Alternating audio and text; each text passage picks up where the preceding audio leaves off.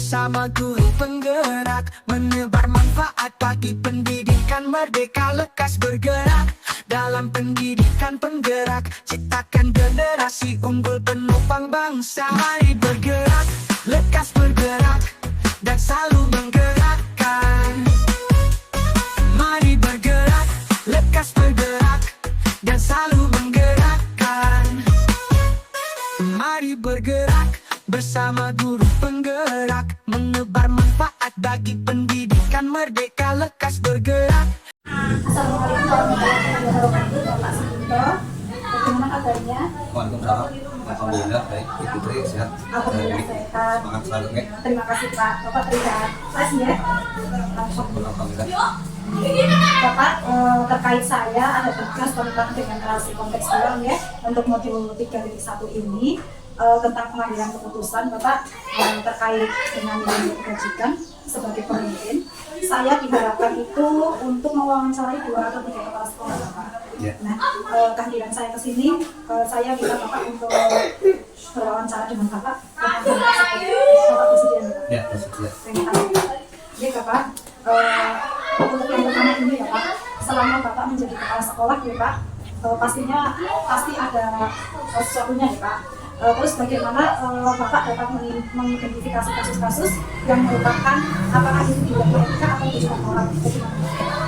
Untuk setiap sekolah, setiap instansi itu semua mempunyai permasalahan atau kasus.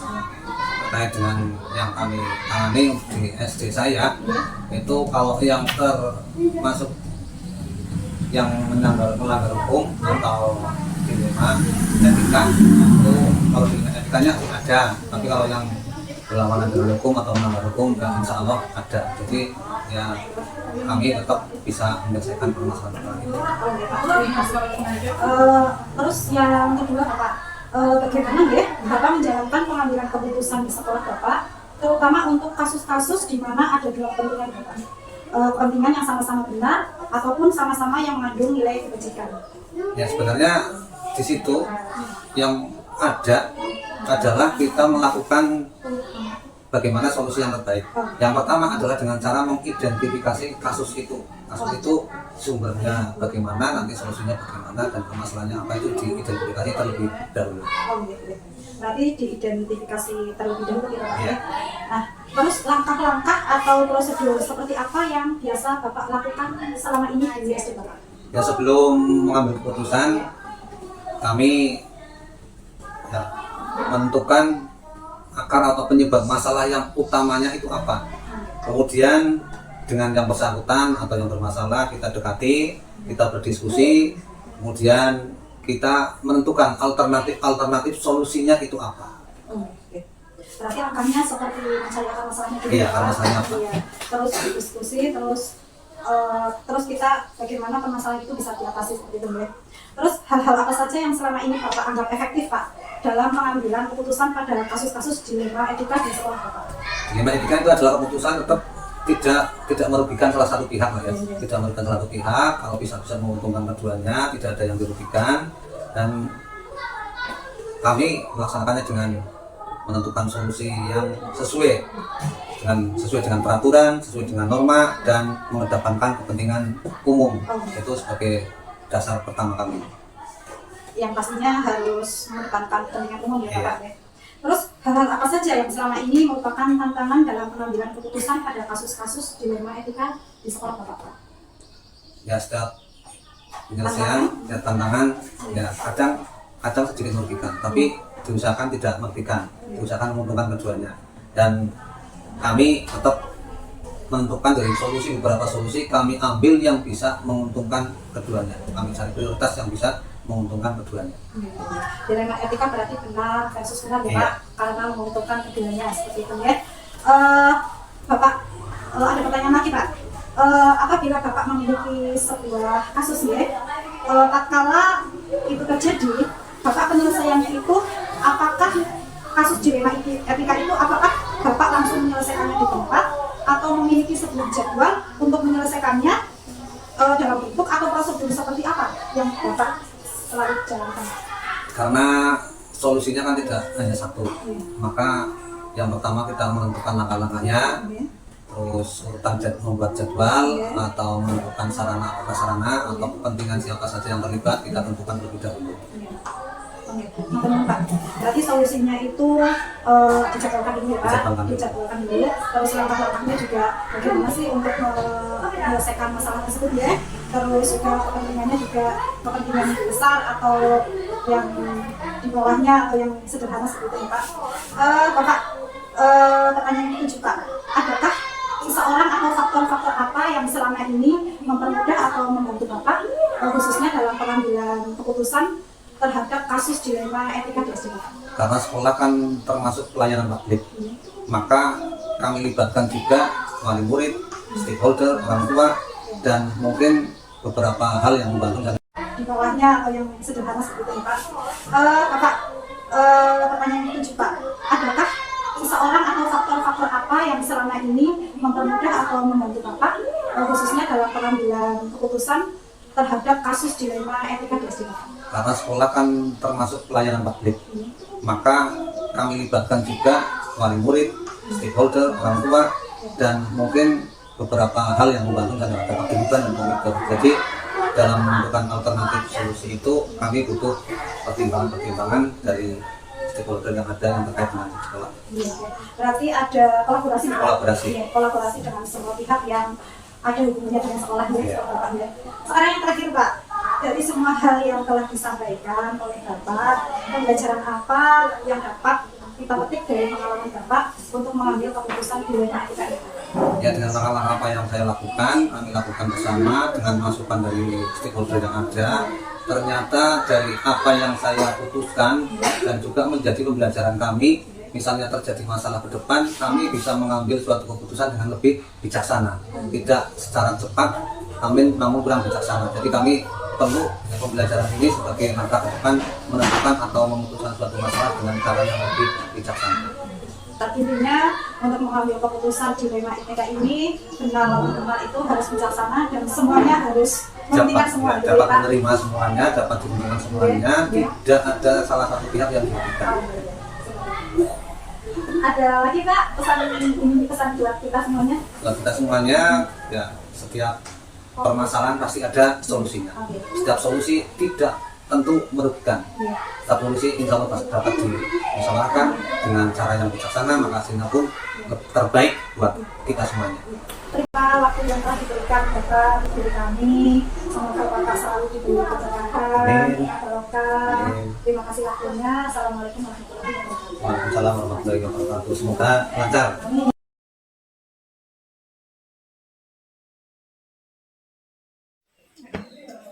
Assalamualaikum warahmatullahi wabarakatuh. Saya Tri Mulyani. Saya akan mewawancarai Bapak Kepala Sekolah saya, beliau Bapak Aziz Wahidin. Assalamualaikum warahmatullahi wabarakatuh, Bapak. Waalaikumsalam warahmatullahi wabarakatuh, Ibu Budi. Bagaimana kabar Bapak hari ini? Alhamdulillah, sehat, baik. Alhamdulillah, terlihat segar ya Pak? Ya, begitu Pak. Terima kasih Bapak atas waktu yang telah diberikan pada saya. Seperti ini loh Bapak, terkait saya ada tugas tentang demonstrasi kontekstual modul 3.1 tentang pengambilan keputusan berbasis nilai pendidikan sebagai pemimpin. Saya diharuskan untuk mewawancarai 2 atau 3 kepala sekolah itu Bapak.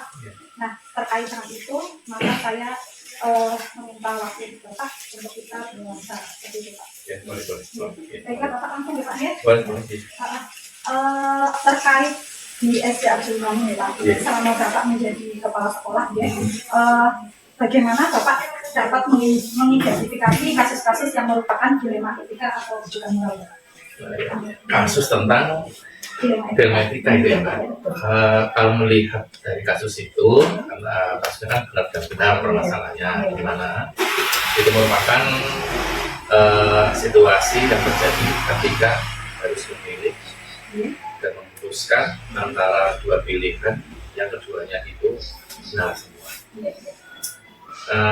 Dan memutuskan antara 2 pilihan yang benar secara moral, tetapi bertentangan.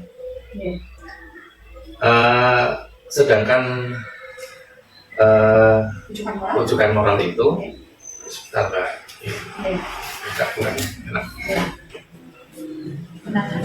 Ya, benar dan salah itu situasi atau keadaan ketika harus mengambil keputusan antara benar dan salah. Nah, gitu, ada gitu. Terima kasih Bapak. Berarti untuk dilema etika itu untuk keputusan benar dan benar, adapun rujukan moral itu benar dan salah. Iya, jadi dua permasalahan yang ada. Kalau yang etika itu adalah permasalahan tidak ada yang salah. Benar semua. Kalau yang moral itu adalah salah satunya itu ada yang salah. Oke, terima kasih Bapak. Kedua ya Pak, pertanyaan kedua. Selama Bapak menjadi kepala sekolah, bagaimana Bapak menjalankan pengambilan keputusan di sekolah Bapak? Terutama untuk kasus di mana ada dua kepentingan yang sama-sama benar atau sama-sama mengambil keputusan. Untuk permasalahan yang seperti ini, saya itu harus utamanya kasus dari etika, itu harus mengumpulkan data di TKP, di mana siapa yang terlibat, kemudian mana yang salah dan yang benar, kemudian membuat alternatif solusinya untuk membuat keputusan, dan keputusan itu juga dilihat kembali, dievaluasi, direfleksi. Oke. Terima kasih Bapak.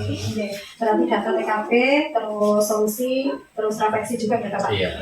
Mengacu pertanyaan yang ketiga Bapak. Langkah-langkah atau prosedur seperti apa yang biasa Bapak lakukan selama ini Bapak? Yang pertama harus disampulkan data fakta yang terjadi. Oke. Ya, menentukan siapa yang terlibat, menganalisis benar salahnya, kemudian mengambil alternatif solusinya untuk membuat keputusan dan melihat lagi keputusan tersebut sesuai atau belum. Berarti intinya keputusan itu harus sesuai dan punya kepentingan banyak. Pertanyaan keempat Bapak, hal-hal apa saja yang selama ini Bapak anggap efektif dalam pengambilan keputusan pada kasus dilema etika ini?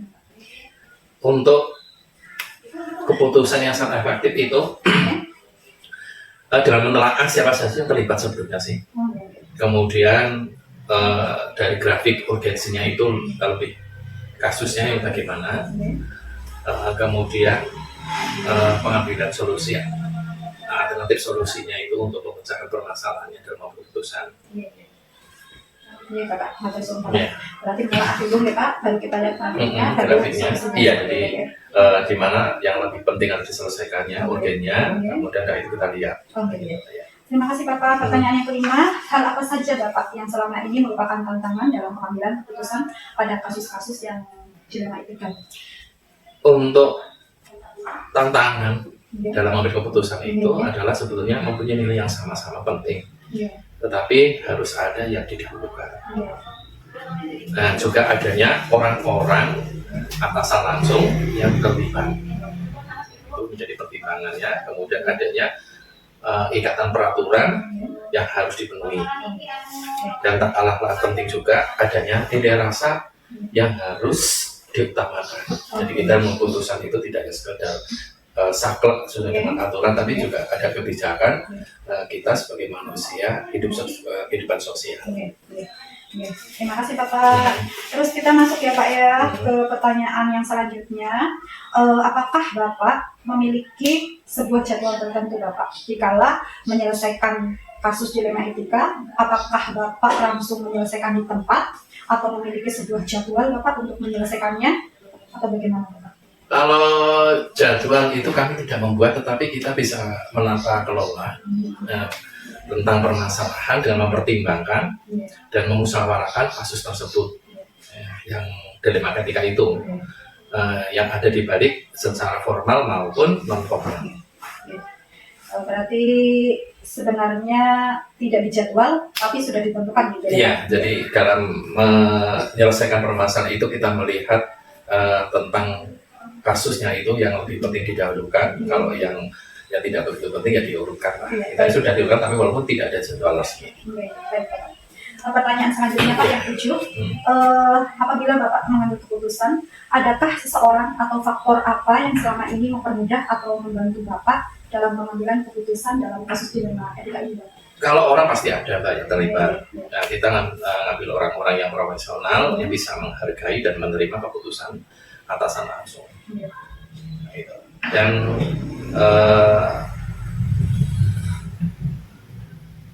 maksudnya gini, saya dalam mengambil keputusan itu pasti saya mempertimbangkan orang-orang tertentu itu, sehingga dalam keputusan itu kita bisa melihat atasan langsung, kebijakan dari atasan langsung. Apa mungkin stakeholder yang ada juga bisa atau tidak Pak? Ya itu Dukungan komite. bagian itu termasuk salah satu dukungan Iya. yang perlu dipertimbangkan juga. Berarti stakeholder ya, Iya. komite, Komite, masyarakat, kalau masyarakat juga bisa, atau pemerintah desa mungkin ya Pak? pemerintah desa, kemudian dari kalau dulu sih ada Dewan Pendidikan. Oh gitu ya? Iya, kalau sekarang kan sudah kelihatannya Dewan Pendidikan sudah. Jadi dulu ada Dewan Pendidikan, sekarang sudah tidak adanya tokoh pendidikan Oh iya. di lingkungan. Iya. Hmm. Nah, terima kasih Bapak. Ini pertanyaan yang terakhir nih Bapak. Hmm. Dari semua hal yang telah disampaikan Bapak, ya, Hmm. pembelajaran apa yang dapat Bapak petik dari pengalaman semua Bapak secara mengambil keputusan di Dilema Etika? Untuk pembelajaran yang bisa kami ambil dari keputusan pada kasus Dilema Etika adalah sebelum mengambil keputusan harus banyak-banyak menganalisa kasus yang ada. Kemudian banyak pertimbangan sehingga setiap keputusan pasti tidak mungkin membuat puas semua pihak yang terlibat, itu pasti itu. Kemudian pasti ada pihak yang terpuas, ada pihak yang tidak puas dan ada yang puas. Kemudian pihak yang terlibat pada kasusnya harus bisa menerima Berarti dan bisa menghormati lah. oh iya, menghormati. Iya, Sama-sama menghormati. ya Pak ya. Iya. Walaupun ada yang terpuaskan ataupun yang tidak Dan puasnya itu terpuaskan, harus tapi saling menghormati. mendukung ya, Iya. mendukung, bukan menghormati gitu Pak. Terima kasih Bapak waktunya yang telah diberikan kepada diri kami untuk melaksanakan wawancara ini. Semoga Bapak selalu sehat, Amin, amin. terus berkah barokah untuk keluarga Amin. Bapak. Terima kasih Bapak. Assalamualaikum warahmatullahi wabarakatuh. Waalaikumsalam warahmatullahi wabarakatuh.